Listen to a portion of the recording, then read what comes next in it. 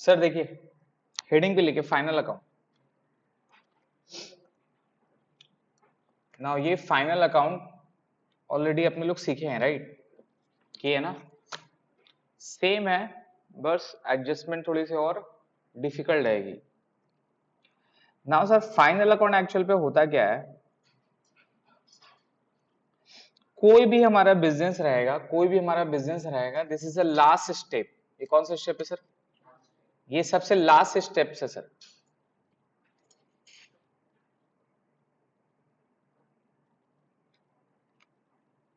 ठीक है, ये सबसे लास्ट स्टेप है sir. This is the last steps of the books. तो अपने लोग क्या करते हैं, कोई भी ट्रांजेक्शन अगर होता है तो उसको आइडेंटिफाई करते हैं। क्या करते हैं? ट्रांजेक्शन्स को आइडेंटिफाई करते हैं कि वेदर वो ट्रांजेक्शन्स है या नहीं है, राइट? पढ़े अपने लोग, ट्रांजेक्शन्स होता है तो फिर इवेंट होता है। अगर इवेंट रहेगा तो उसको रिकॉर्ड नहीं करते हैं, लेकिन जो ट्रांजेक्शन्स रहेगा उसको रिकॉर्ड करेंगे, जो मेरा फाइनेंशियल इंपैक्ट करेगा बिजनेस पे। प्लस इसके साथ क्या रहेगा? एविडेंस रहेगा। एविडेंस रहेगा, जो ट्रांजेक्शन्स मैंने किए उसका कोई डॉक्यूमेंट्री प्रूफ रहेगा सर, है ना? वो डॉक्यूमेंट्री प्रूफ क्या होगा? या तो इनवॉइस होगा, या तो वॉचर होगा, या तो टैक्स चालान होगा, कुछ भी डॉक्यूमेंट होगी जिसके रेफरेंस से मैं उसको पता कर पाऊंगा कि भाई ये जो मेरा ट्रांजेक्शन हुआ है। इसको फिर अपने लोग क्या करते हैं सर? रिकॉर्ड करते हैं। क्या करते हैं? रिकॉर्ड करते हैं।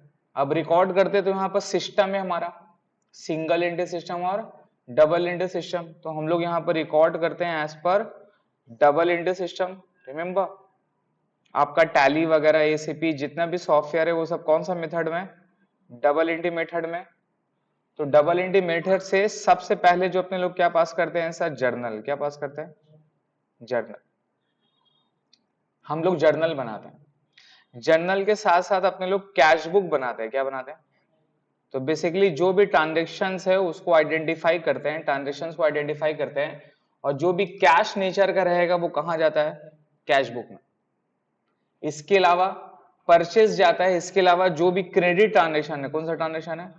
Credit transaction related to goods, purchase, sales, ये सारा कहां जाता है? डे बुक में जाता है। कहां जाता है? डे बुक में।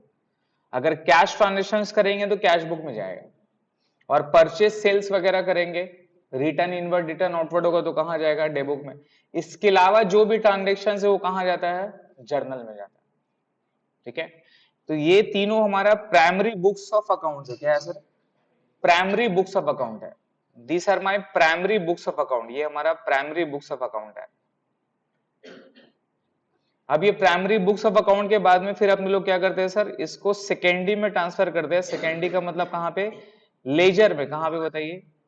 इसको लेजर में ट्रांसफर करते हैं सर। इसको लेजर्स में ट्रांसफर करते हैं।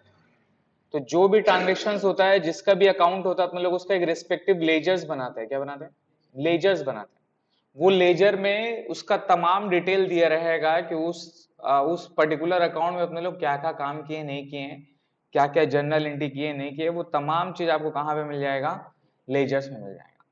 ये हमारा सेकेंडरी हो गया। इसके अलावा कुछ कुछ और चैप्टर है, जैसे कि बीआरएस हो गया। अगर हमारा कैश बुक और पासबुक में अगर डिफरेंस रहता है, हमारा बुक और बैंक का बुक में डिफरेंस रहता है, तो अपने लोग बीआरएस प्रिपेयर करते हैं, है ना? तो ये सारा डिफरेंसेस वगैरह बीआरएस प्रिपेयर करते हैं। बहुत सारा टॉपिक है, बैड डेप हो गया, डेप्रिसिएशन हो गया, ये सारा अपने लोग रीड किए हैं, राइट? पूरा cumulative chapter, bills of exchange वगैरह हो गए, ये सारा चीज अपने लोग पढ़े हैं। पढ़े हैं किस लिए? इसको प्रिपेयर करने के लिए।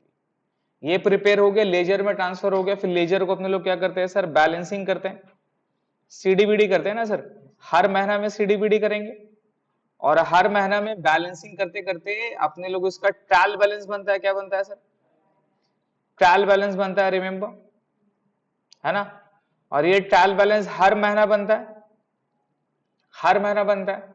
तो हर महीना सीडीबीडी, फिर ट्रांजेक्शन। मान लो कि अगर तुम्हारा जनवरी का होगा तो जनवरी का पूरा ट्रांजेक्शन किए, लेजर में ट्रांसफर किए, फिर सीडीबीडी करके ट्रायल बैलेंस बनाएंगे, फिर फरवरी का जर्नल एंट्री ऐड होगा, फिर फरवरी का लेजर में पुट होगा, फिर फरवरी का बैलेंसिंग करेंगे, फिर क्या होगा? फरवरी का ट्रायल बैलेंस बनेगा। इस तरह से करके करके ट्रायल बैलेंस अपने लोग कहां पे आ जाएंगे? एज ऑन 31 मार्च, या फिर एंड ऑफ द ईयर। क्या बोलिए? End of year. अब यहां पर आके अपने लोग रुक गए, यहां पे आके अपने लोग रुक गए। पूरा प्रोसेस समझ में आया कैसे करके करते हैं? तो पूरा बुक्स ऑफ अकाउंट अपने लोग बना लिए, बना लेने के बाद में यहां तक आकर अपने लोग रुक गए। अब यहां पर जब अपने लोग पहुंचे हैं तो अब क्या करना है? सिंस हमारा एंड ऑफ ईयर आने वाला है, तो ये 31 मार्च को हमारा ट्रायल बैलेंस बना है। अब हमें इस पीरियड में पूरा एक साल कंप्लीट हो गया, अप्रैल से स्टार्ट करेंगे तो मार्च तक हो गया।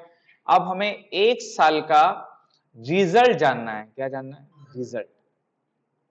ठीक है, हमें ये ट्रायल बैलेंस है, ट्रायल बैलेंस से दो चीज जानना है कि भाई साहब एक साल में आपका रिजल्ट क्या हुआ, एक साल में आपका रिजल्ट क्या हो गया।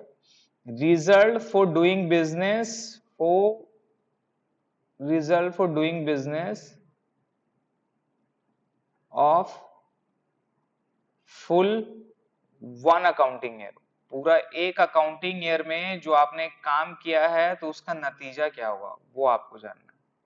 समझ रहे हैं? दूसरा, आपको पोजीशन जानना है। क्या जानना है? पोजीशन जानना है कि भाई साहब एक साल आपने जो बिजनेस किया है, परचेज सेल किया, एम्प्लॉय को सैलरी दी है, लॉट्स ऑफ बिजनेस, पूरा एक साल तक आपने मेहनत किया, तो एक साल मेहनत करने के बाद आप कहां तक पहुंचे, है ना? ये दो का मतलब क्या हुआ? अपने लोग कुछ भी करते हैं तो एक साल के बाद एट द एंड पे एक रिजल्ट होता ना। जैसे आप लोग पढ़ाई कर रहे हैं तो एग्जाम देने के लिए, तो एग्जाम जैसे ही एक साल एंड हो तो क्या होगा? रिजल्ट आएगा। रिजल्ट आने के बाद में आपका एक पोजीशन डिक्लेयर होता है कि वेदर आप बढ़े या फिर घटे, या तो आप आगे बढ़ेंगे या तो आप पीछे जाएंगे, है ना सर? कुछ भी अगर काम करोगे तो उससे कुछ ना कुछ सीखोगे, या तो आप आगे बढ़ोगे या तो फिर आप पीछे जाओगे। क्लियर है? तो आपका पोजीशंस क्या है वो बताता है। जो कोई इंसान का अगर रिजल्ट प्रॉफिट में रहेगा, फायदा में रहेगा, तो उसका पोजीशंस भी डे बाय डे क्या होगा? स्ट्रांग होगा, बढ़ेगा। उसका स्टैंडर्ड ऑफ लिविंग क्या होगा? इंक्रीज होगा। और जैसे ही डाउनफॉल होना चालू होगा तो फिर उसका इंपैक्ट कहाँ होता है? उसका पोजीशंस में होता है। उसका एसेट्स धीरे धीरे कम होते जाएगा, लायबिलिटी धीरे धीरे बढ़ेगा, राइट? तो उस तरह से बिजनेस का भी पॉइंट समझिए। बिजनेस में यहाँ पे रिजल्ट जो जानते हैं, रिजल्ट के लिए अपने लोग बनाते हैं profit and loss account, that is trading and profit and loss account. Trading and profit and loss account, जिसको बोलते हैं प्रॉफिट। क्या बोलते हैं? प्रॉफिट। याद रखिएगा, रिजल्ट का मतलब क्या हो गया? प्रॉफिट। रिजल्ट का मतलब क्या हुआ? प्रॉफिट। रिजल्ट क्या होगा? या तो पास हुए हैं तो फेल, और कुछ है क्या? तो बिजनेस का मतलब क्या हो गया? एट द एंड में नतीजा, रिजल्ट क्या निकला भाई? तुम जो एक साल तक काम किया, बीवी पूछेगी हस्बैंड से, बेटा तुम एक साल तक बाहर रहा, टाइम नहीं दिया मेरे को, ठीक है, मेरा बर्थडे में विश नहीं किया, तुम जो एक साल तक तुम इतना मेहनत किया है, तुमको मिला क्या? क्या रिजल्ट हुआ? तो क्या बोलेगा? या तो फायदा हुआ या तो,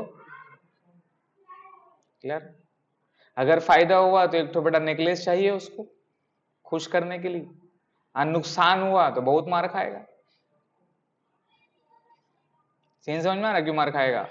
एक तो टाइम भी नहीं दिया, उल्टा नुकसान भी करके आया। समझ रहे? सीन है सर। तो ये trading and profit and loss account से रिजल्ट निकलता है।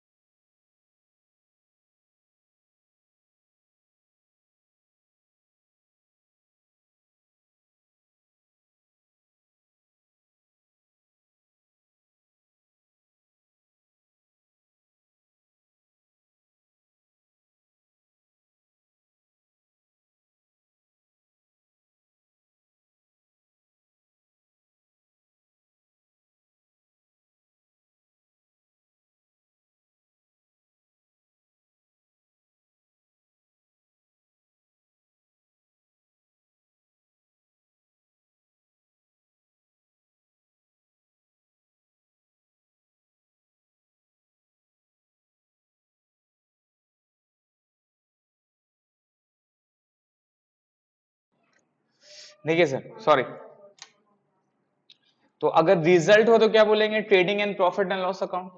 और पोजीशंस के लिए क्या बनाते हैं, फॉर द फुल ईयर में आपका नतीजा, आपका पोजीशंस क्या निकला, इसके लिए बनाते हैं बैलेंस शीट। क्या बनाते हैं, बैलेंस शीट। सीन क्लियर है?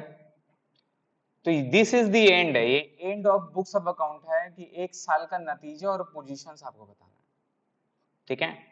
तो यहां पे टोटल जो ट्रायल बैलेंस के साथ साथ प्लस क्या रहता है, प्लस कुछ एडजस्टमेंट एंट्रीज रहती है। क्या रहती है, एडजस्टमेंट एंट्रीज रहती है, प्लस कोई रेक्टिफिकेशन एंट्री रहता है। क्या रहता है, रेक्टिफिकेशन एंट्रीज रहती है, ठीक है।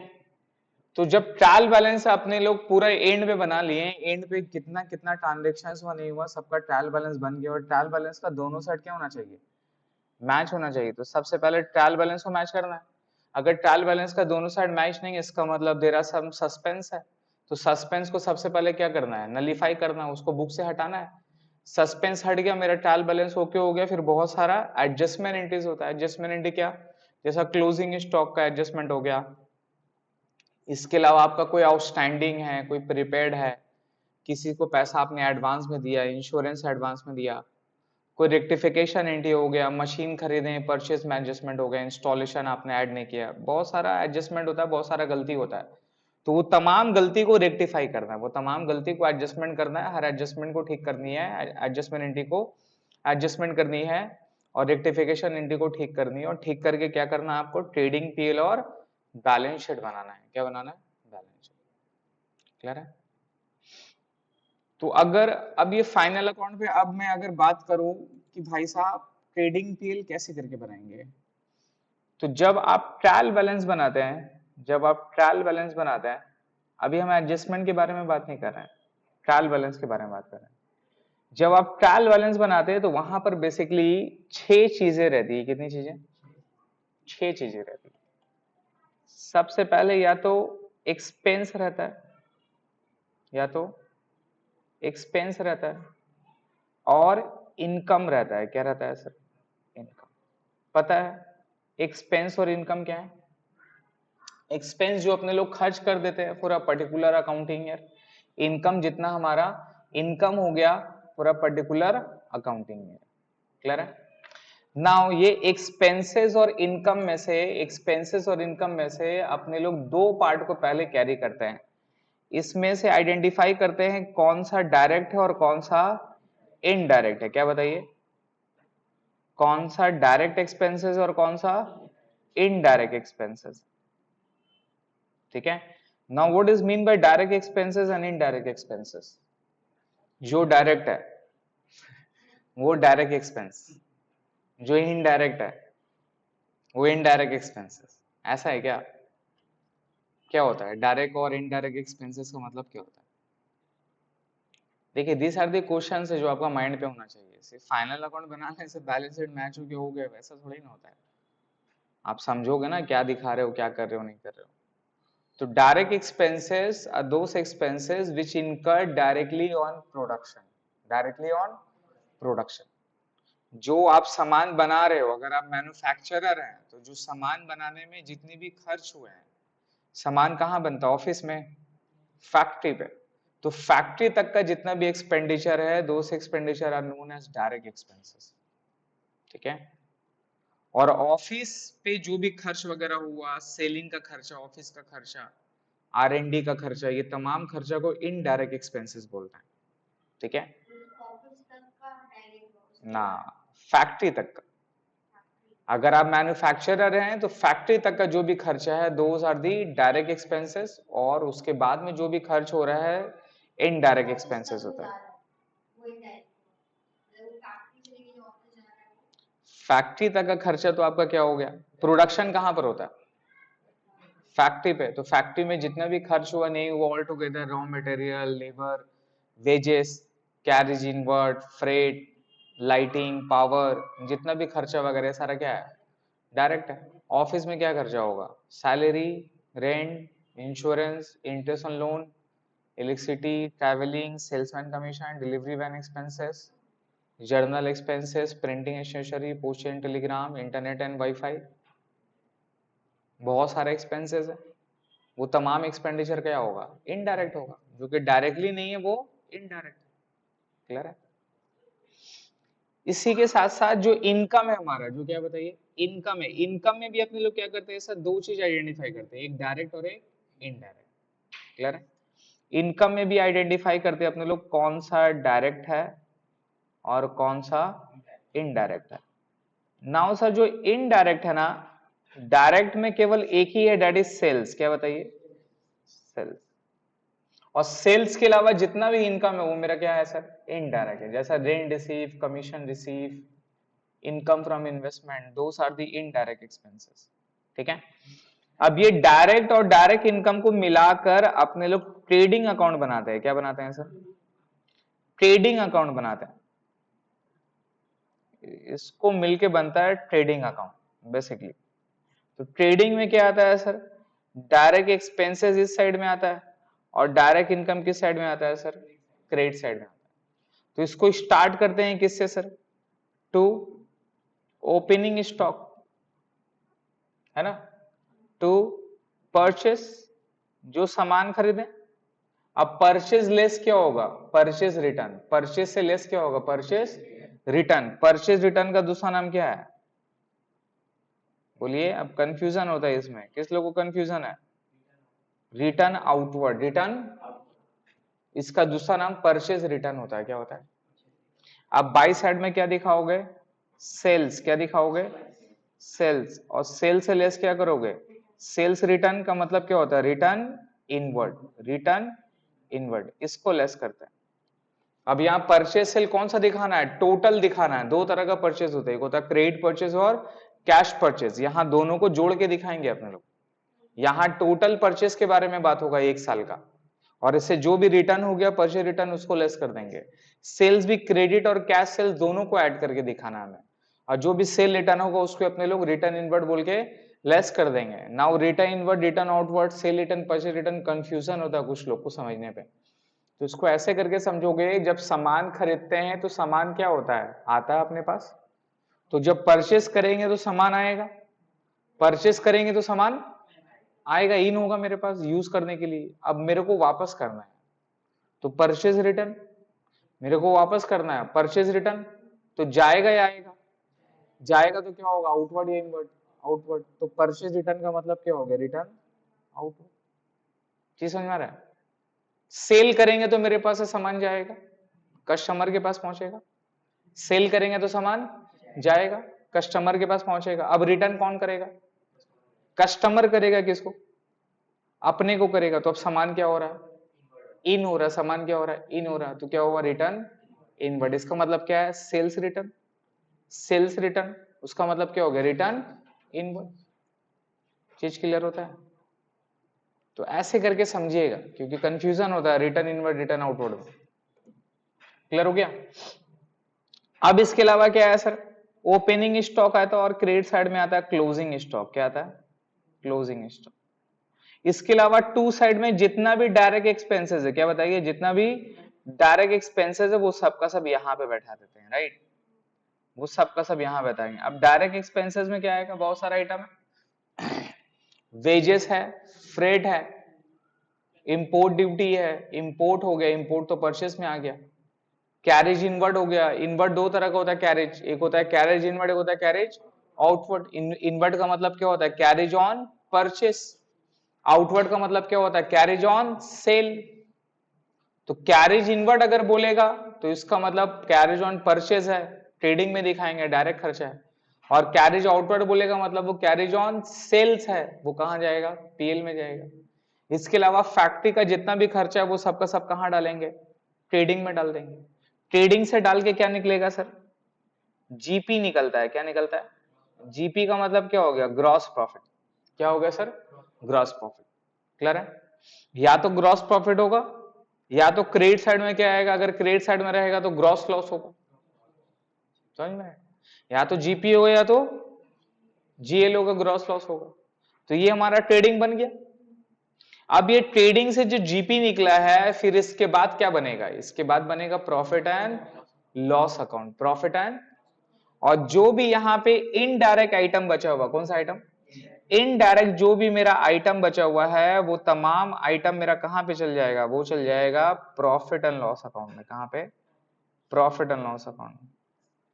ये एंड हुआ था जीपी से, तो ये एंड हो गया था जीपी से, इसको लिख देते सीडी, और यही जीपी कहां चल जाएगा? बाई साइड में चला जाएगा, बाई जीपीबीडी। तो जो ग्रॉस प्रॉफिट यहां आया उसको ट्रांसफर कहां कर दिए? पीएल में ट्रांसफर कर दिए। कहां पे ट्रांसफर कर दिए सर उसको? जो ग्रॉस प्रॉफिट यहां आया इसको पीएल में ट्रांसफर कर दिए। अब पीएल में क्या करना है सर? जितना भी मेरा इनडायरेक्ट एक्सपेंसेस है वो कहां जाएगा? डेबिट साइड में। और जितना भी मेरा इनडायरेक्ट इनकम है वो कहां जाएगा? क्रेडिट साइड में। समझ रहे हैं? मतलब जो एक्सपेंसेस यहां ले लिए हैं, अब जो बच गया वो तमाम खर्चा कहां जाएगा? पीएल पे। सेल यहां लिए, अब इसके अलावा जो भी इनकम बच गया वो कहां चल जाएगा? पीएल का क्रेडिट साइड में। क्लियर है? तो इनकम यहां दिखाते हैं, खर्चा यहां दिखाते हैं। तो जितना भी to indirect expenses, indirect expense मतलब समझ रहे हैं, वो तमाम खर्चा, जो खर्चा अपने लोग ट्रेडिंग में नहीं लिए वो तमाम खर्चा कहां जाएगा? पीएल में आएगा। अब वो तमाम इनकम जो अपने लोग ट्रेडिंग में नहीं लिए वो तमाम इनकम कहाँ आएगा सर? वो भी हमारा पीएल में आएगा। क्लियर है भैया? क्लियर है? तो सबसे पहले क्या करना है? ट्रायल बैलेंस में आइडेंटिफाई करना है कौन सा एक्सपेंस है, कौन सा इनकम है। फिर उसमें से आइडेंटिफाई करना है कौन सा डायरेक्ट है, कौन सा इनडायरेक्ट है। जो डायरेक्ट वाला पार्ट रहेगा उसको कहाँ लेंगे? ट्रेडिंग पे। और जो इनडायरेक्ट वाला पार्ट रहेगा वो कहाँ लेंगे? पीएल। क्लियर हो गया? नाउ सिर्फ इनकम एंड एक्सपेंस रहता है क्या? यहां पे लॉस भी रहता है और यहां पे प्रॉफिट भी रहता है ना सर? प्रॉफिट भी रहती है और लॉस भी तो रहती है। नाउ ये प्रॉफिट लॉस कहां जाएगा? लॉस भी कहां पर जाता है सर? पीएल में जाता है। और प्रॉफिट भी कहां जाता है सर? पीएल में जाता है। लॉस का मतलब क्या? लॉस, जितना भी लॉस हो गया वो सब लॉस कहां दिखाएंगे? पीएल का डेबिट साइड में दिखाएंगे। जैसा बैड डेप हो गया, क्या हो गया? बैड डेप लॉस हो गया, यहां दिखाएंगे। डिस्काउंट अलाउड लॉस है, यहां दिखाएंगे। समझ रहे हैं? Abnormal loss, stock loss by fire, ये वो कहां आता है? यहां आता है, यहां दिखाएंगे। Profit on sale of assets यहां जाएगा। हाँ, इनकम फ्रॉम इन्वेस्टमेंट यहां आएगा। तो जितना भी प्रॉफिट सब यहां दिखाएंगे और जितना भी लॉस यहां पे दिखा देते हैं सर। चीज समझ में आ रहा है? तो अपने को क्या रखना है? ट्रायल बैलेंस से चार चीज आइडेंटिफाई करना है। Expenses, income, losses and profit gain. Expenses income को दो पार्ट में डिवाइड करना है, डायरेक्ट और डायरेक्ट का मतलब कौन सा खर्चा? जो खर्चा फैक्ट्री तक का है, जो खर्चा मेरा डायरेक्टली इनकट कहाँ हो रहा है? प्रोडक्शन पे। वो तमाम खर्चा क्या हो गया? डायरेक्ट। उसको कहाँ दिखाएंगे? ट्रेडिंग पे। खर्चा डेबिट साइड में, इनकम क्रेडिट साइड में। Opening stock purchase less return by closing, by sales less return closing stock. बाकी जितना खर्चा डेबिट साइड में दिखाएं लेस करके क्या आ जाएगा? Gross profit. ये ग्रॉस प्रॉफिट ट्रांसफर कहाँ करेंगे? पीएल में। अब जो भी खर्चा बच गया था, जो खर्चा ट्रेडिंग में नहीं दिखाया था, वो तमाम खर्चा पीएल में आएगा। Those expenditure known as indirect expenses. और वो तमाम इनकम जो सेल, जो अपने लोग क्रेडिट साइड में नहीं ले, दैट इज सेल को छोड़ के जो भी इनकम बचा वो तमाम इनकम कहाँ चल जाएगा? पीएल का क्रेडिट साइड में। इसके अलावा जितना भी ट्रायल बैलेंस का लॉस था, bad debt, discount allowed, loss on sale, abnormal loss, वो सब यहाँ आएगा। जितना भी प्रॉफिट हो गया, डिस्काउंट रिसीव, वो तमाम प्रॉफिट कहाँ आएगा? यहाँ पे आएगा। क्लियर है? इसको जोड़ेंगे, इसको जोड़ेंगे, इसको जोड़ के क्या निकल जाएगा? इसको जोड़ के क्या आ जाएगा सर? Net profit. अगर डेबिट साइड में आया तो क्या बोलेंगे? Net profit. क्या बोलेंगे? Net profit. इसको ट्रांसफर कहाँ कर देते हैं? कैपिटल अकाउंट में। कहाँ पे ट्रांसफर कर देते हैं? कैपिटल अकाउंट में। इसको ट्रांसफर कर देते हैं कैपिटल अकाउंट में। यहाँ पे पूरा नेट प्रॉफिट आ गया। यही बिजनेस का क्या है? रिजल्ट है। क्या है ये? रिजल्ट। अगर नेट प्रॉफिट आपको पीएल में देख रहा है तो रिजल्ट क्या हुआ? फायदा हुआ। और इस साइड हुआ तो लॉस हुआ। तो ट्रेडिंग और पीएल बनाने से क्या निकलता है? रिजल्ट निकलता है। क्या निकलता है? रिजल्ट निकलता है। क्लियर है? नाउ अब ये जो होता है सर, ये जो होता है, ये ट्रेडिंग पीएल में जो आप खर्चा और इनकम जो ट्रांसफर करते हैं, कैसे ट्रांसफर करते हैं? By passing closing entry. कौन सा एंट्री? Closing entry. एक क्लोजिंग एंट्री होता है, वो एंट्री करके ट्रांसफर करता है। तो आप चेक करोगे, expenses, income, losses and profit, ये चारों चीज को नॉमिनल अकाउंट बोलते हैं। क्या बोलते हैं? Nominal account. क्या बोलते हैं? है ना? पढ़े हमने लोग? those items which are related to expenses, income, losses and profit are to be called as nominal account. तो नॉमिनल अकाउंट का मतलब क्या होता है, ये at the end of the year पे ये मेरा बुक से खत्म हो जाता है। क्या हो जाता है? खत्म हो जाता है। ये कंटिन्यू नहीं करेगा। ये कंटिन्यू क्यों नहीं करता है? एग्जाम्पल के तौर पे मैं मान लीजिए कि मैंने सुजैन को जॉब पे रखा आर्टिकलशिप के लिए, इंटर्नशिप के लिए, उसको मैं 5,000 रुपए देता हूं। मैं मान लीजिए उसको कि 5,000 रुपए देता हूं, तो 5,000 रुपए मैं उसको पर मंथ दे रहा हूं। तो हर महीना मैं जर्नल एंट्री क्या पास करूंगा? Salary account debit to cash, यही एंट्री पास करूंगा। तो ये जर्नल एंट्री पास करेंगे तो आप पोस्टिंग करिए कहां जाएगा? सैलरी का डेबिट में जाएगा टू कैश और कैश का क्रेडिट में जाएगा बाय सैलरी। एक महीना हो गया। सीडीबीडी करेंगे, सीडी बीडी, फिर से सैलरी 5,000 रुपए डेबिट साइड में रहेगा। फिर से मैं जर्नल एंट्री पास करूंगा, salary account debit to cash, कितना रुपया? 5,000। फिर फरवरी महीना का सीडीबीडी होगा, या अप्रैल है तो फिर से मई महीना का सीडीबीडी होगा, 10,000 हो गया। फिर 5,000, कितना हो जाएगा? 15,000। इस तरह से करके टोटल साल का 12 महीना मैं पेमेंट कर दूंगा, तो मेरे पास टोटल कितना हो गया सैलरी? 60,000, है ना? या अगर अब यहाँ पर पेमेंट का पैटर्न भी होता है। पेमेंट का पैटर्न क्या होता है? नॉर्मली लोग इस महीने का सैलरी कब देते हैं? नेक्स्ट मंथ में। कब देते हैं? तो अप्रैल का मई में मिलेगा, मई का जून में मिलेगा, और लास्ट जो मेरा मार्च महीना है उसका सैलरी कब मिलेगा? तो वो क्या हो गया? आउटस्टैंडिंग हो गया। तो आउटस्टैंडिंग सैलरी कितना बोल के होगा? 5,000। तो मैं एक साल का टोटल 11 महीना का सैलरी दे दिया, तो 5,000 इंटू 11 कितना हो गया? 55,000। तो जब मैं बुक्स बनाऊंगा तो मेरे को बताइए मेरा सैलरी का लेजर कैसे होगा? अगर जब मैं बुक्स बनाऊंगा तो मेरा सैलरी अकाउंट का लेजर 1 मार्च मान लीजिए 2021 को टू बैलेंस बीडी में कितना बोलकर होगा? 55,000 बोलकर होगा। कितना बोलकर होगा? समझ में आया कैसे? क्योंकि मैं 11 महीने का पेमेंट किया हूं, मार्च महीने का तो पेमेंट अभी किया नहीं। मार्च महीने का पेमेंट कब होगा? अप्रैल में होगा।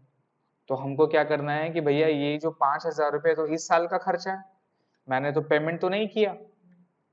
अब यहीं पर आता है बुक्स ऑफ अकाउंट किस मेथड में प्रिपेयर होता है, या तो वो कैश बेसिस में होता है या तो वो मर्चेंटाइल बेसिस में होता है, जिसको बोलते हैं एक्रूअल बेसिस में। कौन सा बेसिस में? अगर कैश बेसिस में हुआ तो ये 5,000 का रिकॉर्ड यहाँ पे नहीं होगा। लेकिन जितना भी बुक्स ऑफ अकाउंट है सब किस बेसिस में होता है? एक्रूअल बेसिस में होता है, मर्केंटाइल बेसिस में होता है। जिसका मतलब क्या है कि जितना खर्चा है टोटल वो आपको दिखाना है, टोटल एक्सपेंडिचर दिखाना है, वेदर विल बी पेड और टू बी पेड। पे हुआ नहीं हुआ उसको कोई मतलब नहीं, आपको पूरा एक साल का खर्चा दिखाना है। अगर पे नहीं हुआ है तो आउटस्टैंडिंग रहेगा। अब यहीं पर एडजस्टमेंट एंट्री का काम आता है। 5,000 रुपए मैंने टोटल 60,000 रुपए देना था उसको, 55,000 मैंने तो दे दिया, तो 55,000 तो सैलरी अकाउंट बोलकर होगा। लेकिन 5,000 रुपए अभी भी रिकॉर्ड है क्या? नहीं है। तो 5,000 का एडजस्टमेंट एंट्री पास होता है, salary account debit to outstanding salary. क्या होता है? तो मैं 31 मार्च 2021 को यहाँ पे क्या लिखूंगा? To outstanding salary. क्या बोलकर? कितना रुपया? 5,000 रुपया। टोटल कितना हो गया? 60,000 हो गया ना सर मेरा एक साल का। क्लियर है? और ये आउटस्टैंडिंग सैलरी कहाँ जाएगा? ये आउटस्टैंडिंग सैलरी का आप लेजर बनाओगे। क्या बनाएंगे? लेजर बनाएंगे आप आउटस्टैंडिंग सैलरी का। क्लियर है? ये आउटस्टैंडिंग सैलरी का जो आप लेजर बनाओगे तो यहाँ पर बाय बैलेंस बीडी होगा, सॉरी बाय सैलरी बोलकर रिकॉर्ड होगा, है ना? सैलरी का डेबिट में to outstanding salary, outstanding salary का क्रेडिट में बाय सैलरी। कितना रुपया? 5,000। अब ये सीडीबीडी हो जाएगा। क्यों? क्योंकि आउटस्टैंडिंग सैलरी जो है वो लायबिलिटी है। क्या है वो? लेकिन ये जैसा ये हो रहा है 31 मार्च 2021 को, ये भी 31 मार्च 2021 को होगा। तो इसको आप सीडीबीडी कब करोगे? 1 अप्रैल 2021 को बाय बैलेंस बीडी 5,000 रुपया, है ना? ये क्रेडिट बैलेंस है, ये क्रेडिट बैलेंस है। रिमेंबर, जब आप ट्रायल बैलेंस बनाओगे तो आप इसको किस साइड में दिखाओगे? आउटस्टैंडिंग सैलरी को 5,000 रुपया क्रेडिट साइड में। ऐसे तो गया। तो मैंने क्या किया? टोटल 55,000 सैलरी में पेमेंट किया था, तो सैलरी अकाउंट में 55,000 था, 5,000 मैंने पेमेंट नहीं किया। तो अपने लोग एडजस्टमेंट क्या करते हैं? सैलरी में 5,000 ऐड करते हैं और 5,000 क्या बोल के दिखाते हैं? लायबिलिटी साइड में। है ना। अपने लोग ऐड लेस करते हैं बिकॉज अपने को लेजर नहीं बनाना है, फाइनल अकाउंट बनाना था, इसलिए डायरेक्टली ऐड कर देते सैलरी पे 5,000 और लायबिलिटी साइड में दिखाते। बट प्रैक्टिकली आपको तो जर्नल एंट्री पास करना है, आप तो फाइनल अकाउंट बना रहे हैं तो ऐड लेस कर रहे हैं ना जी, बट एक्चुअल में रियल में आपको क्या पास करना है, जर्नल एंट्री पास करना है। आप ऐड लेस थोड़ी ना करोगे, कंप्यूटर में ऐड लेस करोगे प्लस माइनस कैसे करोगे, आपको तो जर्नल एंट्री पास करनी है। और जर्नल एंट्री क्या होता है, सैलरी अकाउंट डेबिट टू, तो जब salary account debit to outstanding salary करोगे तो 5,000 यहां चल के 60,000 हो गया और आउटस्टैंडिंग सैलरी का लेजर में क्रेडिट साइड में चला जाएगा। अब ये लायबिलिटी कैरिड फॉरवर्ड हो सकता है लेकिन सैलरी कैरिड फॉरवर्ड नहीं होगा बिकॉज ये कौन सा है, एंड ऑफ द ईयर है। क्या है ये, तो ये जो 60,000 रुपया है, ये 60,000 रुपया सैलरी क्या है, डायरेक्ट एक्सपेंडिचर या इनडायरेक्ट है, सैलरी क्या है, इनडायरेक्ट है ना सर, ऑफिस का खर्चा है।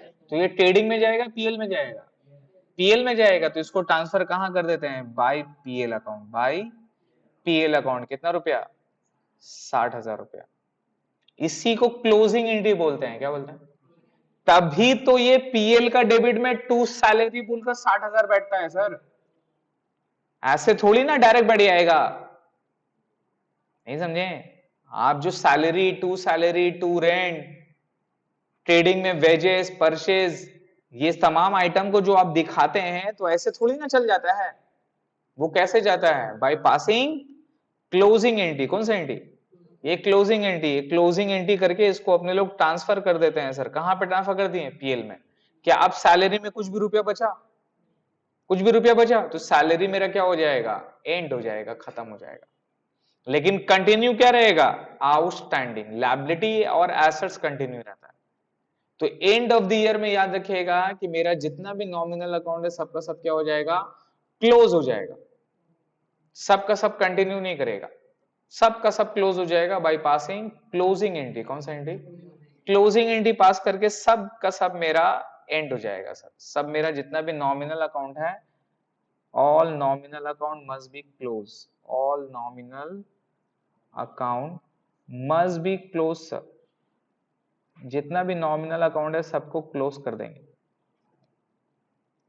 ठीक है। तो ये नेट प्रॉफिट निकल गया, मेरा नॉमिनल क्लोज हो गया। अब बताइए ट्रायल बैलेंस में और क्या आइटम आपको मिलेगा, ट्रायल बैलेंस में आपको आइटम और क्या मिलेगा, बैलेंस शीट भी तो मिलेगा ना सर।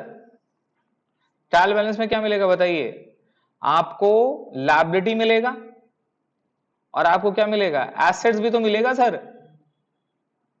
आपको furniture, plant and machinery, capital, loan, reserve, debtor, है ना, cash in hand, cash at bank, prepaid, वो तमाम आइटम भी तो रहता है ना। वो सब चीज क्या है, लायबिलिटी और एसेट्स है।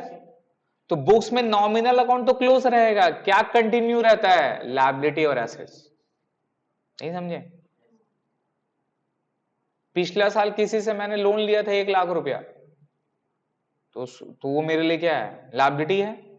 इस साल मैंने ना उससे मुलाकात किया ना उसको सलाम किया, तो मतलब क्या हुआ है, 1 लाख रुपया झूल, खत्म, खत्म हो गया ना सर। 1 साल तो हो गया, अगला के बोला भैया पैसा दीजिए, आप बोले अरे 1 साल तो हो गया, खत्म हो गया, मेरा सर हमको बोला है at the end of the year all the account must be close, all the account, क्या बोला, at the end of the year all the account must be close. तो हम आपसे 1 लाख रुपए लेते पिछला साल, मेरा सर हमको सिखाया था at the end of the year all the account must be close, सब खत्म, भूल जाओ, 1 लाख रुपए नहीं देंगे हम।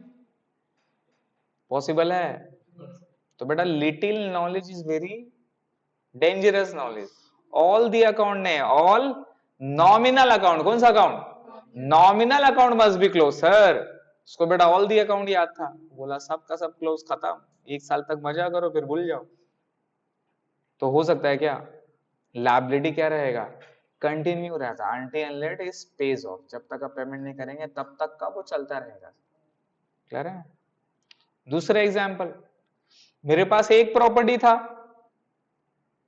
इस साल कोई नया प्रॉपर्टी नहीं खरीदे, तो भाई साहब मेरे पास कितना प्रॉपर्टी अभी भी बचा, एक ही प्रॉपर्टी होगा ना कि दो हो जाएगा, एक बड़ा का छोटा प्रॉपर्टी हुआ, एक्स्ट्रा प्रॉपर्टी हो गया दो, ऐसा होता है क्या, हाँ प्रॉपर्टी का बच्चा होता है। 10 फ्लोर वाला प्रॉपर्टी है तो 1 फ्लोर का होगा सर, है क्या, चीज समझ में आ रहा है। तो जो मेरा एसेट्स एंड लायबिलिटी पिछला साल था, अगर उसमें परचेस किए होंगे तो ऐड हो जाएगा, सेल किए होंगे तो लेस हो जाएगा, अगर कोई लायबिलिटी है पेमेंट किए तो घट जाएगा, और अगर लायबिलिटी लिए तो ऐड हो जाएगा, लेकिन वो कंटिन्यू रहेगा। क्लियर है? और वो कंटिन्यू कहां रहता है, इसलिए लायबिलिटी और एसेट्स के लिए अपने लोग क्या बनाते हैं सर, बैलेंस शीट। क्या बनाते हैं? बैलेंस शीट, है ना। और बैलेंस शीट में कैसे करके दिखाते हैं, यहां दिखाते हैं non current assets. Non current assets का मतलब क्या होता है, फिक्स एसेट्स। क्या मतलब होता है? और यहां दिखाते हैं करंट एसेट्स, यहां पे नॉन करेंट लायबिलिटी, जिसका मतलब होता है यहां दिखाते हैं कैपिटल। क्या दिखाते हैं? कैपिटल में ऐड क्या करते हैं, जो मेरा नेट प्रॉफिट है, जो मेरा नेट प्रॉफिट है उसको क्या कर देंगे, ऐड कर देंगे। इसके साथ और क्या होता है, ड्रॉइंग्स। क्या होता है? ड्रॉइंग्स क्या कर देते हैं सर, लेस कर देते हैं। फर्दर कैपिटल क्या होगा, ऐड हो जाएगा। इंटरेस्ट ऑन कैपिटल क्या हो जाएगा, ऐड हो जाएगा। और क्या आता है यहाँ पे, नॉन करेंट लायबिलिटी। अब यहाँ लिखते हैं, इसमें क्या आता है, लोन आता है। लोन समझ रहे हैं सर? अगर रिजर्व रहा तो रिजर्व ऊपर बैठाते हैं अपने लोग। नॉन करेंट एसेट्स में क्या आता है, फिक्स एसेट्स, है ना। फिक्स एसेट्स में land, building, plant and machine, furniture, fixture, motor and vehicles, है ना। इनटैंजिबल एसेट्स भी आएगा। क्या आएगा? इनटैंजिबल एसेट्स में क्या आता है, गुडविल, है ना। इन्वेस्टमेंट आएगा। क्या आएगा? इन्वेस्टमेंट आएगा। लोन्स एंड एडवांसेस आएगा। करंट एसेट्स में क्या आएगा सर, क्लोजिंग स्टॉक आएगा, कैश आएगा, बैंक आएगा, डेटर आएगा। क्या आएगा सर, डेटर आएगा। ये करंट लायबिलिटी में यहाँ क्या होगी सर, क्रेडिटर होगी, आउटस्टैंडिंग होगा, बैंक ओवरड्राफ्ट होगा, राइट। ये तमाम चीज को लिख लेने के बाद में ये मेरा दोनों साइड क्या हो जाता है सर, मैच हो जाता है। अगर ये दोनों साइड मैच हो गया तो मतलब बेटा सही बना। क्लियर है? इसी को फाइनलाइजेशन ऑफ अकाउंट्स बोलते हैं। क्या बोलते हैं? 15 मार्क्स। इसी को फाइनलाइजेशन ऑफ अकाउंट बोलते हैं सर। और यही जो मैंने आपको पूरा प्रोसेस बनाया ना, यही एक कंपनी का अपने लोग अकाउंट्स बनाता है। इसी प्रोसेस स्टेप बाय स्टेप अपने लोग फाइल करते हैं। और बैलेंस शीट को मैच कराना, अगर बैलेंस शीट में 1 रुपया का भी डिफरेंस है, दिक्कत है। मैच आपको पूरा मैच करना है, गलती को ठीक करना है। ये पूरा बैलेंस शीट पूरा करेक्ट हो गया, सब कुछ बन उन गया। अब फिर इसके बेसिस से क्या होता है सर, प्रॉफिट निकालता है अपने लोग। इसके बेसिस से इनकम टैक्स में रिटर्न फाइल होता है। इसके बेसिस में अगर आपका टर्नओवर 1 करोड़ से ज्यादा हो गया, अगर आप प्राइवेट लिमिटेड कंपनी है या कंपनीज हैं, तो आपका ऑडिट होगा। ऑडिट कौन करेगा, सीए करेगा। तो CA books of account prepare नहीं करता है। सीए का जिम्मेदारी बुक्स ऑफ अकाउंट प्रिपेयर करना नहीं है, उसका जिम्मेदारी है बुक्स ऑफ अकाउंट को रिव्यू करना है। क्या करना? तो ये जो पूरा पार्ट बनाकर मैनेजमेंट बैलेंस शीट वगैरह सब बनाकर कौन देगा, मैनेजमेंट देगा। जो अकाउंटेंट है उस कंपनी का वो देगा। सीए उस चीज को चेक करेगा, आइडेंटिफाई करेगा सब ठीक है नहीं है, डॉक्यूमेंट मांगेगा, वॉचर मांगेगा, ऑडिट करेगा, एक्सप्लेनेशन मांगेगा, कुछ लोन लिया तो उसका डिटेल मांगेगा, एसेट्स है तो जाके विजिट करेगा। ये तमाम ऑडिट प्रोसीजर का पार्ट होता है। ऑडिट पूरा कंप्लीट हो जाने के बाद तब इसी फाइनेंशियल्स के ऊपर में वो क्या देगा, ऑडिट रिपोर्ट देगा। समझे? ऑडिट रिपोर्ट साइन हो गया, सब जगह सबमिट हो गया, जितनी जितनी अथॉरिटीज है, income tax, companies act, GST, सब जगह पे चला गया, सब जगह से ओके हो गया, अप्रूवल हो गया। इसका मतलब वो बंदा का 1 साल का अकाउंटिंग पूरा क्लियर हो गया, गवर्नमेंट से पूरा क्लियर हो गया। बड़ी बड़ी कंपनी है तो पूरा डेलीगेट के साथ क्या करती है, वो अपना एनुअल रिपोर्ट के साथ ये पूरा फाइनेंशियल अकाउंट पे क्या करती है, अटैच करके पब्लिक के पास सेंड कर देती है। आप न्यूज़पेपर में देखोगे बहुत सारा आता है पीएल बैलेंस शीट वगैरह का फॉर्मेट। तो वो पब्लिक व्यू के लिए देती है। किस लिए देती है? ताकि पब्लिक इंटरेस्ट हो उसकी कंपनी में, क्या खरीदे, उस कंपनी का शेयर्स को खरीदे, जिससे उसका भाव क्या हो, बढ़े। भाव बढ़ने से क्या होता है, जितना भी कंपनी का शेयर होल्डर है उसका भी शेयर्स का प्राइस क्या होगा, बढ़ेगा। तो अल्टीमेटली उनका भी पैसा ग्रो हो रहा है। यही रीजन होता है। तो ये सब कुछ डिपेंड कहाँ है, कहाँ से डिपेंड है, आपका अकाउंटिंग से डिपेंड है। इसलिए बड़ी बड़ी कंपनी करोड़ों रुपया, अच्छा खासा रुपया उन लोग इन्वेस्ट करती है अपनी अकाउंटिंग पे। ऐसा नहीं है कि आप किसी कंपनी में जाओगे तो आप अकेला ही टीम है, आप ही बेटा होल एंड सोल है, जो बोलोगे वो नहीं, भैया पूरा टीम रहता है। समझे? सब आपके ऊपर थोड़ी ना लाद देगा। क्लियर हो गया? तो ये अपने को सीखना है सर, ये करना है। अभी एडजस्टमेंट हम लोग नहीं कर रहे हैं, एक क्वेश्चंस पे आइए, 10 मिनट लगेगा। ये देखिए ये वाला फॉर्मेट है। अच्छा, अगर कोई मैन्युफैक्चरिंग कंपनी है तो मैन्युफैक्चरिंग सबसे पहले क्या बनाता है? मैन्युफैक्चरिंग अकाउंट बनाता है। क्या बनाता है? मतलब मैं आपको दिखाऊं, अब यहां पर बिजनेस के बारे में मैं बात करता हूं। बिजनेस में दो तरह का होता है, या तो अगर वो मैन्युफैक्चरर रहा, क्या रहा, या अगर मैं ऐसे आता हूं, अगर मैं सोल प्रोप्राइटर में बात करता हूं, किसमें बात कर रहा हूं? सोल प्रोप्राइटरशिप में। अगर सोल प्रोप्राइटरशिप में वो बंदा मैन्युफैक्चरर रहा, क्या रहा? मैन्युफैक्चर का मतलब समझ रहे हैं? जो मैन्युफैक्चरिंग करता है, क्या करता है? तो ये सबसे पहले ट्रेडिंग नहीं बनाएगा, ये सबसे पहले बनाएगा मैन्युफैक्चरिंग अकाउंट। कौन सा अकाउंट? मैन्युफैक्चरिंग अकाउंट ये मेरा बनाता है। और मैन्युफैक्चरिंग अकाउंट से कॉस्ट ऑफ प्रोडक्शन निकालता है। क्या निकालता है? ये बेसिकली क्या है? कॉस्ट शीट है। क्या है ये? कॉस्ट शीट है ये, ठीक है। टोटल कॉस्ट ऑफ प्रोडक्शन निकालना है, वो इसको निकालना है। वो निकाल के फिर दूसरा में क्या बनाता है सर? ट्रेडिंग अकाउंट बनाता है। क्या बनाता है? Trading account. और सिंपल ट्रेडिंग अकाउंट में अब ओपनिंग स्टॉक क्लोजिंग स्टॉक लिखने की जरूरत नहीं है। सिंपल ये कॉस्ट ऑफ प्रोडक्शन को डेबिट साइड में दिखाना है। कहाँ दिखाना है? इसको डेबिट साइड में दिखाना है। और सेल्स को कहाँ दिखा देना है? क्रेडिट साइड में। इससे क्या निकल जाएगा? और भी जो भी डायरेक्ट खर्चा वो निकाल के इससे जीपी निकल जाता है। क्लियर है? तो यहाँ पे जो भी आइटम अलग अलग से दिखाते थे वो तमाम आइटम कहाँ दिखा देना है? मैन्युफैक्चरिंग में। और मैन्युफैक्चरिंग से डायरेक्टली कॉस्ट ऑफ प्रोडक्शन यहाँ बैठा के सेल्स दिखाएंगे और सेल्स से लेस करके जीपी निकाल जाता है। फिर इसके बाद क्या बनता है सर? पीएल बनता है। क्या बनता है? पीएल बनता है। तो ये जीपी पीएल में जाके यहाँ से क्या निकलता है सर? नेट प्रॉफिट बनता है। और नंबर 4 में क्या आती है सर? Balance sheet. ये नेट प्रॉफिट कहाँ जाता है सर? मेरा कैपिटल में ऐड होता है। और बैलेंस शीट का एसेट्स इक्वल टू लायबिलिटी होती है ना। तो मैन्युफैक्चरिंग कंसर्न में याद रखिएगा, सबसे पहले मैन्युफैक्चरिंग बनता है, उससे कॉस्ट ऑफ प्रोडक्शन निकालते हैं। कॉस्ट ऑफ प्रोडक्शन जाता है ट्रेडिंग का डेबिट में, सेल्स लेस करके जीपी आता है, फिर जीपी पीएल, पीएल से एनपी, एनपी ट्रांसफर होता है कैपिटल में, बाकी एसेट्स एंड लायबिलिटी दिखाते हैं और ये दोनों साइड मैच हो जाते हैं। ये मैन्युफैक्चरिंग इंडस्ट्री का। अगर ट्रेडिंग रहा, क्या रहा? अगर वो ट्रेडर रहा, ट्रेडर और मैन्युफैक्चरर में क्या फर्क है? ट्रेडर और मैन्युफैक्चरर में क्या फर्क है? मैन्युफैक्चरिंग रॉ मटेरियल को मिक्स करके, फार्मूला वगैरह करके, टेक्निक, मशीन, लेबर, ये सारा को यूज करके, काफी मेहनत वाला काम है बट मार्जिन अच्छा खासा रहता है ना। बिकॉज आप सप्लाई कर रहे हो ना। अगर आपका मार्केट बेस पकड़ लिए और स्ट्रांग हो गए, कोई पर्टिकुलर सेगमेंट में आपका अगर सामान चल गया तो भाई साहब खत्म। समझ गए? तो मैन्युफैक्चर एक नया प्रोडक्ट बनाता है base on the requirement, base on the customer का रिक्वायरमेंट का बेसिस से आपको निकालना है।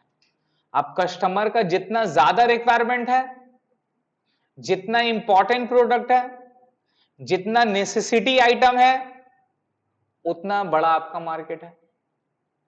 नहीं समझे? उतना बड़ा आपका क्या है? मार्केट है। अब ये पेन वगैरह ये सारा का मार्केट है, समझ रहे हैं? तो गुड्स तो बहुत सारा है अपने लोग को, हर एक चीज ये सब क्या है? सबका सब तो गुड्स है जो कोई ना कोई इंसान बनाया है। अब वो डिपेंड करता है जो इंसान का, जिसका रिक्वायरमेंट ज्यादा है तो उसका बिजनेस बड़ा है, जिसका रिक्वायरमेंट छोटा है तो उसका बिजनेस भी। पूरे इंडिया में कितना करोड़ है? 130 करोड़ का जनता है। कितना करोड़ का? अगर हम 1 करोड़ लोग को ऊपर भी अगर पहुंच जा रहे हैं और 1 करोड़ लोग को ऊपर में अगर हम सामान पहुंचा दे रहे हैं, और वो 1 करोड़ अगर मैंने लोग को ऊपर पहुंचा दिया और सब ने साल में मान लीजिए हर महीना में मेरा एक प्रोडक्ट खरीदता है। मान लीजिए हम शैम्पू वगैरह सप्लाई करते हैं, बड़ा ऐसा शैम्पू है मेरा, आपको मार्जिन बता रहा हूँ कितना ह्यूज है। टोटल 130 करोड़ का, इसमें मेरे को पूरा नहीं चाहिए। 130 करोड़ मेरे को कितना चाहिए सर? केवल 1%। कितना परसेंट? 1% मेरे को मार्केट चाहिए 130 करोड़ का, तो कितना हो गया 1.3 करोड़ हो गया। 30 भी हटा दिया, 1 करोड़ पकड़ा। 1 करोड़ लोग अगर मेरा प्रोडक्ट को साल का 12 बार खरीदता है तो कितना हो गया 12 करोड़ सेल हो गया। अगर 12 करोड़ सेल पे, 12 करोड़ आइटम ऑफ सेल पे अगर मैं 10 रुपया भी कमाता हूं, सिर्फ 10 रुपया कमाता हूं, कितना रुपया, नहीं समझे, जो मैं प्रोडक्ट जो मैं बेच रहा हूं वो प्रोडक्ट का जो मार्जिन है, जो मेरा प्रॉफिट है, सिर्फ मैं 10 रुपया कमाता हूं बस, तो मैंने कितना कमा लिया 12 करोड़ इंटू 10 कितना होता है 120 करोड़ रुपया मैंने कमाया। सोचिए थोड़ा, तो पूरा 130 करोड़ का जनता मैंने नहीं लिया।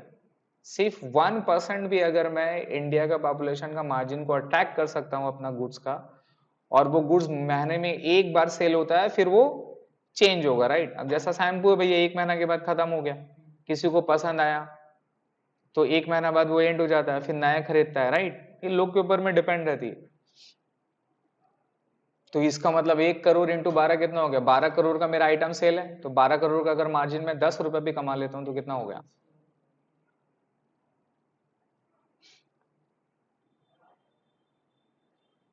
अगर मैं 10% मार्जिन अगर ले लिया, 10% पॉपुलेशन इंडिया का अटैक कर लिया, देन कितना होगा,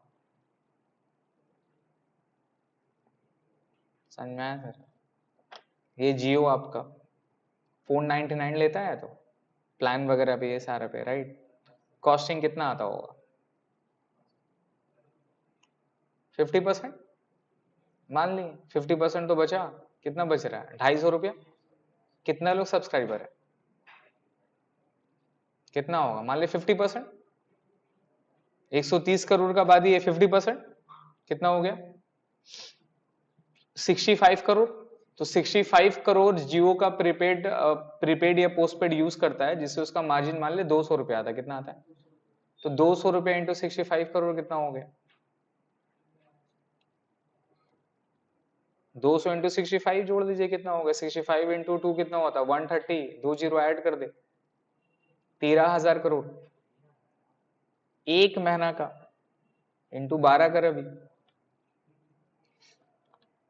एक नॉर्मल हम बता रहे हैं, एक लॉजिक बता रहे हैं, समझ में आया भाई। तो जितना भी खेला है ना, वो खेला नंबर का है, किसका है, डिजिट का खेला है, नंबर का खेला है। जितना लोग के साथ आप इन्वॉल्व है, जितना आप फेमस है, जितना लोग के साथ आप इन्वॉल्व है, मतलब आप अलग हैं। ये यूट्यूबर लोग, इन लोग जो है कैसे पैसा कमा रहा है बॉस, 1 मिलियन सब्सक्राइबर मतलब क्या हो गया 10 लाख, 10 लाख लोग उसका चैनल को सब्सक्राइब किया, मतलब उसके पास क्या ऑडियंस है, ऑडियंस है ना। वो कुछ भी बोलेगा तो लोग सुन रहे हैं, तो इसका मतलब क्या, उसके पास एक ऑडियंस गैदर कर लिया वो, जैसे भी करके, गाली देके, रोस्ट करके, जो भी करके नहीं करके, वो ऑडियंस को गैदर कर लिया। अब उसको प्रॉफिट कमाना है, कैसे कमाएगा, अपना बहुत सारी एड वाली कंपनी आती है, अपना वीडियो के साथ में स्टार्टिंग में एड चला देता है, बीच में बोल देता है कि भाई साहब ये प्रोडक्ट खरीदो, ये प्रोडक्ट के बारे में वो थोड़ा सा डिटेल में बता देता है, नीचे में लिंक दे देता है, डिस्काउंट दे देता है, जो लोग उसको जानते हैं समझते हैं वो क्लिक कर देते हैं, वहां से पैसा कमाता है, एड से पैसा कमाता है। भाई करोड़ों रुपया कमा रहा है यूट्यूब में वीडियो बना के, कहाँ है। तो उन लोग को स्ट्रैटेजी सोची, उन लोग क्या किया, स्टार्टिंग में खूब मेहनत किया, मेहनत करके क्या गैदर किया, ऑडियंस गैदर किया, सब्सक्राइबर गैदर किया। एक बार ऑडियंस गैदर हो गया, फिर क्या कर रहा है, अब खाली शो कर रहा है, खरीदे नहीं खरीदे बेटा मेरे को मतलब नहीं है, खाली दिखाओ। एडवर्टीजमेंट से पैसा कमाता है। पहले के टाइम में हार्डकोर मीडिया था, अभी आप कितना देखते हैं एड फैड बाहर बाहर में लगा रहता है, बहुत कम हो। बिकॉज सबसे ज्यादा आप लोग इन्वेस्ट अपना टाइम कहाँ करते हैं, मोबाइल पे, समझ में आया। पहले तो मोबाइल नहीं था, तो लोग घूमते थे, तो इसलिए बड़े बड़े जगहों पे जहाँ अच्छा अच्छा स्पॉट था वहां क्या लगाता था, बैनर लगाता था। लेकिन अभी आप लोग कंटिन्यूअसली कम से कम 6 से 7 घंटा कहाँ पे यूज करते हैं, मोबाइल पे यूज करते हैं। तो सबसे बेस्ट जो एड का कंपेनिंग चलाना, वो कहाँ चलाना, और मोबाइल पे आप क्या देखेंगे, जो आपका पसंदीदा है, तो पसंदीदा या तो आप नेटफ्लिक्स में जाएंगे, या तो कुछ और देखेंगे, फेसबुक में जाएंगे, वहां ऐड आता है, या कोई अगर आपका यूट्यूबर अच्छा है जो कि अच्छा सेंसिबल वीडियो डालता है, तो आप उसका देखोगे। देखते हैं ना, क्लिक आता है नोटिफिकेशन पे, तो आप तो क्लिक करो, क्लिक करके बट ऐड मार दिया, आपका टाइम खा लिया, आपका टाइम खा के पैसा वो बना रहा है।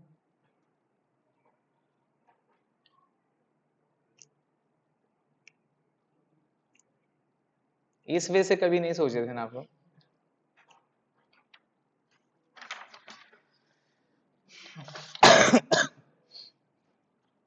जब एडुकेशन स्ट्रॉन्ग करिएगा ना तो ये सारे चीजों को समझ पाएगा। ऑलवेज कभी भी दूसरा का पॉइंट से सोचिए कि आप किसी के साथ जुड़ रहे हैं या कुछ कर रहे हैं तो अगला का क्या फायदा है, अगला आपसे क्या कमा रहा है।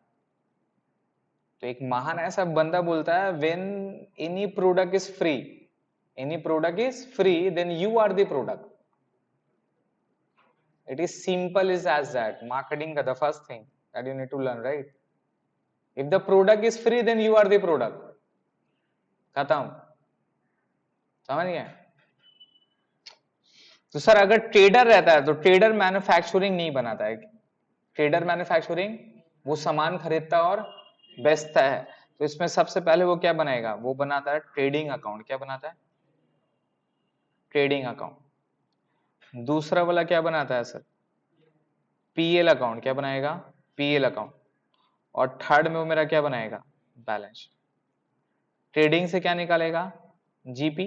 जीपी जाएगा पीएल में, पीएल से क्या निकलेगा?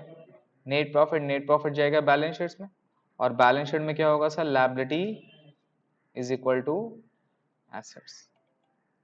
ठीक है, ये सोल प्रोप्राइटरशिप बिजनेस का मैन्युफैक्चरिंग और ट्रेडिंग पे। अब अगर यहीं पर पार्टनरशिप फर्म रहता, क्या रहता सर? पार्टनरशिप फर्म रहता, तो पार्टनरशिप फर्म में लेट मी टेल यू क्या होती है, अगर पार्टनरशिप फर्म मैन्युफैक्चरिंग रहा, क्या रहा, तो मैन्युफैक्चरिंग भी बनाएगा, तब मैन्युफैक्चरिंग भी बनाएगा। इफ अगर मैन्युफैक्चरिंग कंसर्न रहा तो मैन्युफैक्चरिंग बनाएगा, अदरवाइज ट्रेडिंग। तो वो ट्रेडिंग बनाता है, पीएल बनाता है, और पीएल के बाद में बैलेंस शीट नहीं बनता है। पीएल के बाद में यहां पर एक थर्ड आइटम आता है, profit and loss appropriation account. कौन सा अकाउंट? Appropriation account. और इसके बाद क्या बनता है? इसके बाद बनता है बैलेंस शीट। चीज समझ में? इसके बाद बनता है बैलेंस शीट। ये फंडा होता है पार्टनरशिप फर्म का। ठीक है, और अगर कंपनी रहा, क्या रहा, तो मैं आपको बता दूं, कंपनी में ट्रेडिंग पीएल इस तरह से नहीं बनती है। कंपनी में चाहे प्राइवेट लिमिटेड रहे या पब्लिक रहे, इन लोग दो ही चीज बनाते हैं, एक बनाते हैं प्रॉफिट एंड लॉस अकाउंट और दूसरा बनाते हैं बैलेंस शीट। ठीक है, बट ये दोनों जो आइटम है ये होता है एज पर शेड्यूल 3 ऑफ कंपनीज एक्ट। क्या बताइए? एज पर शेड्यूल 3 ऑफ कंपनीज एक्ट, जिसका फॉर्मेट टोटली अलग है। जो नॉर्मल आप लोग डेबिट क्रेडिट वाला फॉर्मेट करते थे वैसा फॉर्मेट नहीं है, इनका फॉर्मेट पूरा अलग है। और ये आपका सिलेबस में है 5th सेमेस्टर में। वहां पे जाओगे तो कंपनी का फाइनल अकाउंट सीखोगे, और जो फाइनल अकाउंट का फॉर्मेट एज इट इज है वही सेम अभी भी अप्लीकेबल होता है। क्लियर है? तो ये पूरा प्रोसेस है बिजनेस के एतबार से। यही 4 कंसर्न है, या तो सोल प्रोप्राइटर होगा, या तो पार्टनरशिप होगा, या तो फिर कंपनी होगा। अगर कंपनी रहेगा तो क्या प्रिपेयर करता है वो? पीएल बैलेंस शीट, जो भी हमारा टॉपिक नहीं है। हमारा टॉपिक क्या है? केवल सोल प्रोप्राइटर का कौन सा है? ट्रेडर। हमारा क्या है? सोल प्रोप्राइटर का ट्रेडर। बट हमें क्या बनाना है? ट्रेडिंग बनाना है, पीएल बनाना है और बैलेंस शीट बनाना है। अब अगर मैन्युफैक्चरिंग भी रहेगा तो याद रखिएगा, पहले आप क्या बनेगा? मैन्युफैक्चरिंग। उससे क्या निकलेगा? Cost of. ये ट्रेडिंग का डेबिट साइड में जाएगा, सेल क्रेडिट साइड में जाएगा, और कुछ रहेगा नहीं, सब तो है ही है। लेस करके जीपी निकल गया, फिर पीएल बैलेंस शीट। पार्टनरशिप में रहेगा तो सब कुछ सेम। मैन्युफैक्चरिंग अगर मैन्युफैक्चरर रहा तो, otherwise trading, PL. Net profit निकाल लिए। अब नेट प्रॉफिट से क्या बनेगा? नेट प्रॉफिट से बनेगा पीएल एप्रोप्रिएशन अकाउंट। और पीएल एप्रोप्रिएशन से क्या निकलता है? Divisible profit. कौन सा प्रॉफिट? वो जाएगा पार्टनर्स कैपिटल में। पार्टनर्स कैपिटल में ऐड लेस होकर जो भी बैलेंस बचा वो उस बैलेंस को कहां दिखाएंगे? बैलेंस शीट का लायबिलिटी साइड में। बैलेंस शीट का दोनों साइड मैच हो जाएगा। तो ये पार्टनरशिप बिजनेस का फाइनल अकाउंट है। समझ रहे? इस तरह से करनी है। अब क्या करना है सर? देखिए आपको फॉर्मेट गिवन है ना, ये पूरा फॉर्मेट गिवन है।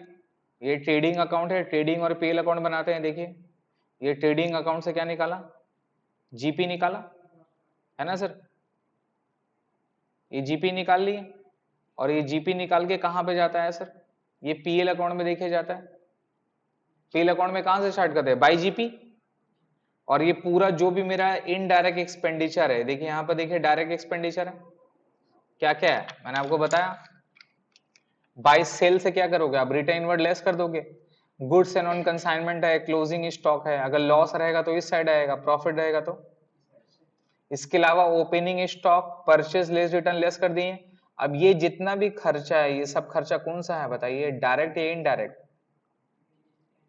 ट्रेडिंग में कौन सा खर्चा आता है, ये सब मेरा डायरेक्ट एक्सपेंसेस है सर। तो wages, carriage, fuel, motive power, octroi, import duty, clearing charges, ये सारा का सारा डायरेक्ट खर्चा है। ये दिखाने के बाद क्या निकल गया, जीपी। अब ये जीपी कहाँ पे ट्रांसफर होगा, ये जीपी ट्रांसफर हो जाएगा पीएल का बाई में। अब यहाँ देखो आपने क्रेडिट साइड में केवल सेल्स लिया था, क्या लिया था, यहाँ सिर्फ सेल्स ही आपका डायरेक्ट इनकम था। अब इसके अलावा जो भी इनकम बच गया वो सबका सब कहाँ जाएगा, इनडायरेक्ट इनकम में जाएगा, पीएल का क्रेडिट साइड में। और जो भी मेरा इनडायरेक्ट एक्सपेंस है, इनडायरेक्ट का मतलब क्या, ऑफिस का खर्चा, staff salary, office rent, printing, insurance, office electricity, depreciation, loss देखो आ गया, बैड डेट, डिस्काउंट अलाउड, ये सारा का सारा प्रोविजन, प्रोविजन फॉर डिस्काउंट, ये सारा का सारा अपने लोग कहाँ दिखा देते हैं सर, पीएल का डेबिट में। तो indirect expenses plus losses, indirect expenses, जो मेरा इनडायरेक्ट एक्सपेंसेस था और प्लस लॉसेस था वो सबका सब डेबिट साइड में दिखा देंगे। और यहाँ पे इनडायरेक्ट इनकम, क्या बताइए, इनडायरेक्ट इनकम प्लस गेन, इसको प्रॉफिट साइड में दिखा दी। अल्टीमेटली लेस करके क्या आएगा सर, नेट प्रॉफिट आता है। ये नेट प्रॉफिट को ट्रांसफर कहां कर देते हैं, ट्रांसफर टू कैपिटल कहां कर देते हैं। अब बैलेंस शीट बनाएंगे सर, बैलेंस शीट में यहां देखिएगा फॉर्मेट पे बनाना है, किसमें बनाना है, फॉर्मेट में। पहले फिक्स एसेट्स लिखते हैं और फिर करंट एसेट्स लिखते हैं, ये हेडिंग होता है। तो फिक्स एसेट्स में फिक्स एसेट्स दिखाएंगे, करंट एसेट्स में करंट एसेट्स दिखाएंगे। यहाँ कैपिटल होगा, लॉन्ग टर्म लायबिलिटी, ये मेरा हेडिंग है, ठीक है। और फिर यहाँ पे करंट लायबिलिटी एक हेडिंग है, देखिए लॉन्ग टर्म लायबिलिटी को नॉन करंट लायबिलिटी भी बोलते हैं और फिक्स एसेट्स को नॉन करंट एसेट्स भी बोलते हैं। तो आप दोनों लिख सकते हो। आपको ये इस तरह से नंबरिंग करके करना है ऊपर में। ये कर लेने के बाद में मेरा दोनों साइड क्या होगा सर, मैच हो गया। अगर मैच हो गया तो विच इज करेक्ट, है ना सर, क्लियर है। तो ये पूरा लाइन है सर, ये पूरा आपको पढ़ना है,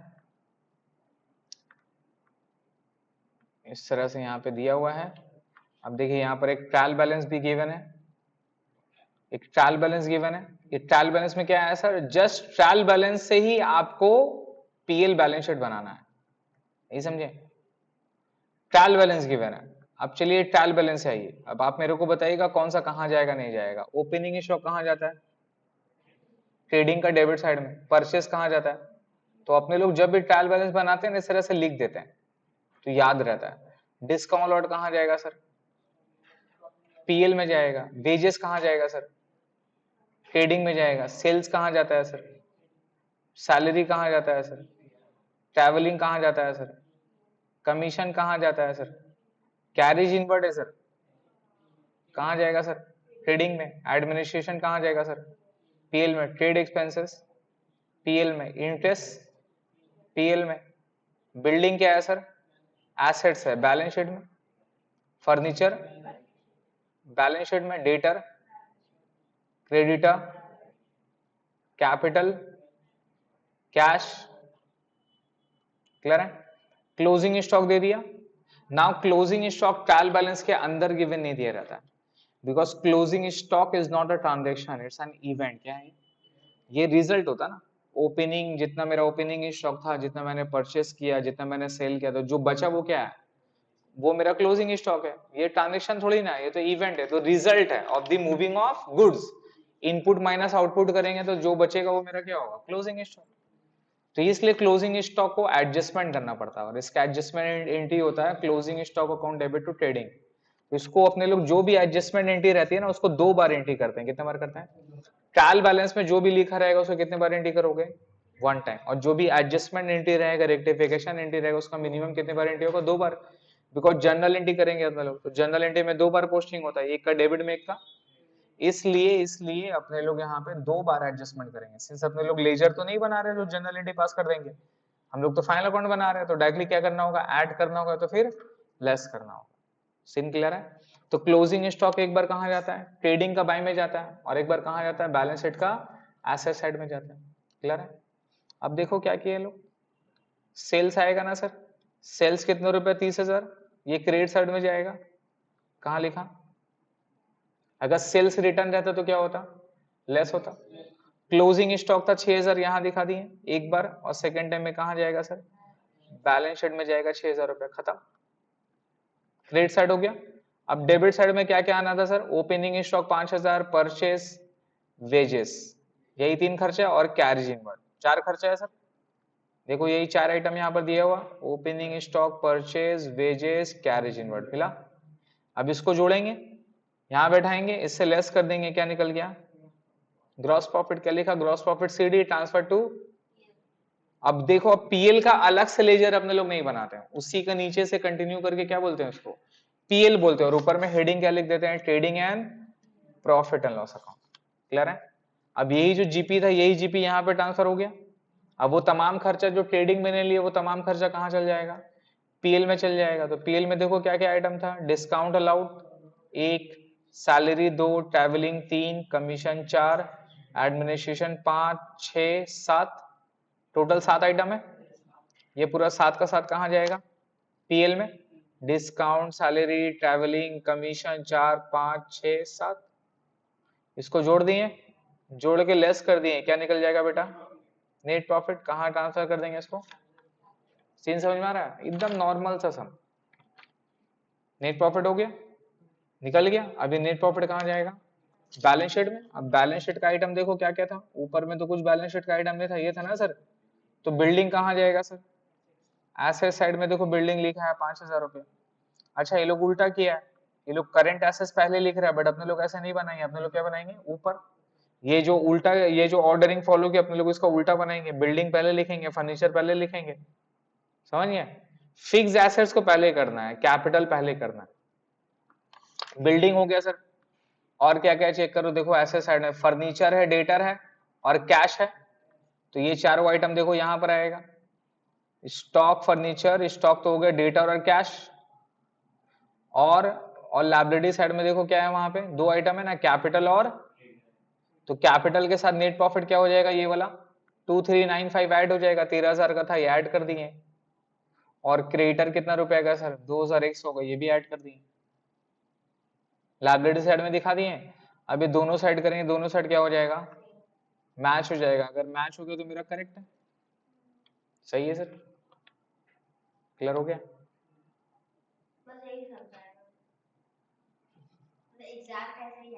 नहीं सर, ये तो आपका 12 का भी सम नहीं है सर, ये तो 11 का भी सम नहीं है। इतना इजी आता था 11 पे, क्या बात करें आप। क्लियर है सर? तो फाइनल अकाउंट का बेसिक कॉन्सेप्ट हमारा ट्रायल बैलेंस से कैसे करके बनाते हैं वो हमारा क्लियर हो गया। अब आगे क्या करना है? अब आगे अपने लोगों को एडजस्टमेंट एंट्री समझनी है। क्या समझनी है? एडजस्टमेंट एंट्री समझनी है। 2 बार एंट्री होगा, कौन सा कहाँ जाएगा नहीं जाएगा वो अपने को समझना है बस, फिर फाइनल अकाउंट क्या होगा? बन जाएगा। आप लोग को होमवर्क में दूंगा, और होमवर्क में क्या करना है आपको? एडजस्टमेंट नहीं बनाना है, आपको एडजस्टमेंट नहीं बनाना है, आपको सिर्फ ट्रायल बैलेंस से बनानी है सर। ठीक है? आप होमवर्क पे लिखिए,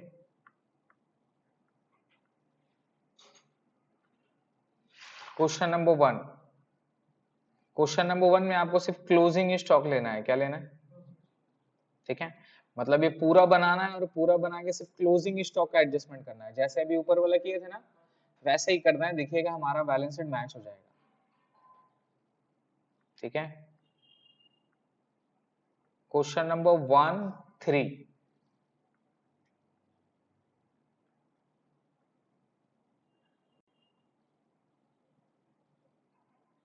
1, 3 एंड 4 बस।